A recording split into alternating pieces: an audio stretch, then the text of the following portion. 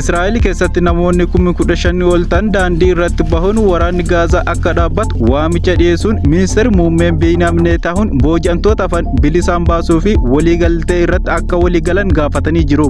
Maatii fi deeggartoonni namoota booji'amtoota malee Hamaasiin qabamanii addabaabayii Paarisii Yerusaalemitti kan walitti qabaman yoo ta'u, kaan ammoo Tel Aviv keessatti walitti qabamanii kan jiran namoota 48 ammallee Gaazaatti hidhaman keessaa hangi 20 lubbuu akka jiranis dubbatuun Israa'el waliigaltee booji'amtoota tokko akka gadhiifaman taasisuu fi ammallee deebiin sirnaa hin kennine garuu kanaan dura waliigalteen kamiinuu booji'amtoonni hundi akka deebi'an gaafattee ture. Netanyahuun injifannoo waliigalaa Hamaas irratti galmeessuun namoota booji'amanii gara biyyaatti akka fidu cimsanii dubbatanii jiru. Hamaasiin kololeessa 7 bara 2023 kibba Israa'el keessatti haleellaa raawwattee namoonni gara 1,200 ta'an du'uun booda namoota 251 booji'ee gara Gaazaatti deebisee jira. Israa'el Hamaas balleessuu fi duula haaloo ba'uu guddaa kan jalqabde yoo ta'u, kunis yoo xiqqaate lammiileen Filisxeemii 64,368 du'uu isaanii lakkoofsa ministeera fayyaa Hamaasiin gaggeeffamu irraa argame ni mul'isa. Dhaabbanni mootummoota gamtoomanii lakkoofsa kana akka amanamaa ta'etti ilaaluun Israa'el falmattus